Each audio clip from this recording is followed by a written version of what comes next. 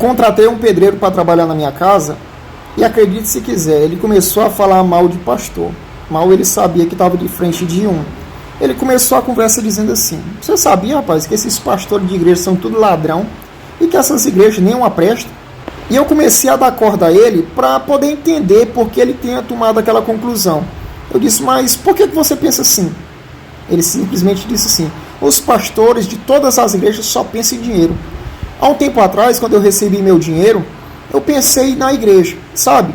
Eu, como eu sou pedreiro, eu recebo meu dinheiro no sábado. E quando eu estava voltando para casa, eu resolvi passar numa igreja.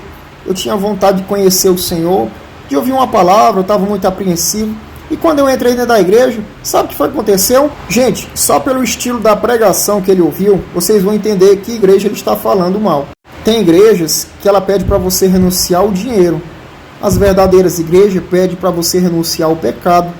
Olha para vocês ver como é importante a igreja falar a verdade, ter compromisso com a verdade. Porque esse homem classificou todas as igrejas iguais por ter experiência em uma.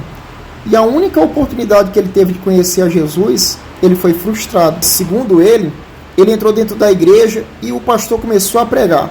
A pregação do pastor era basicamente assim: o Senhor está te chamando para um desafio, para um sacrifício. Pegar tudo que você tem dentro do bolso e colocar aqui no altar. E Deus vai te dar 10 vezes mais. Aquele homem me disse assim: rapaz, eu me vi contra a parede. Por quê? Porque eu estava com o dinheiro para pagar as contas, para nós se alimentar a semana. Estava com o dinheiro ali para dar à minha esposa, para resolver alguns problemas. E agora estava me sentindo pressionado a dar. Enquanto eu estava recusando a dar, acredito, o pastor ainda falou assim: tem pessoas aqui neste lugar que está recusando, né, que está lutando para não colocar aqui no altar. Está ali faltando fé. Você não crê que Deus ele pode te dar muito mais do que isso? Ele, rapaz, depois de tanta pressão, eu meti a mão no bolso e coloquei tudo ali no altar. Era o meu salário da semana. Quando voltei para casa, sabe o que foi que eu encontrei? A minha esposa irada, sem acreditar, brigou comigo, as contas atrasaram. Ela passou a semana na casa da mãe dela. Quer dizer, eu arrumei um problema com a minha esposa. Fiquei esperando acontecer aquilo que o pastor tinha falado, mas não aconteceu de jeito nenhum. Por isso eu tenho nojo de igreja. Todo pastor é ladrão e toda igreja é mentirosa. Assim ele concluiu para mim porque pensava desse jeito dos pastores e da igreja. É triste, mas igrejas como essa, infelizmente, existem muitas que só estão pregando dinheiro, para você renunciar a dinheiro, propósito de dinheiro, porque elas amam o dinheiro.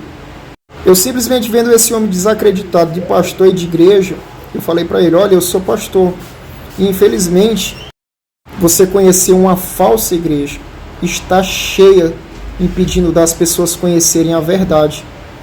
A igreja de Jesus Cristo, ela vai te ensinar a viver uma vida de santidade, a renunciar ao pecado, e não a renunciar a dinheiro, fazer um propósito de nova vida, e não um propósito de dar o seu dinheiro, querendo mais.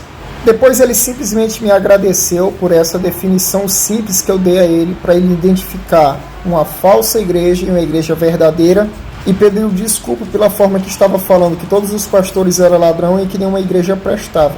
Mas eu simplesmente disse a ele que ele não tinha culpa, ele que foi a vítima.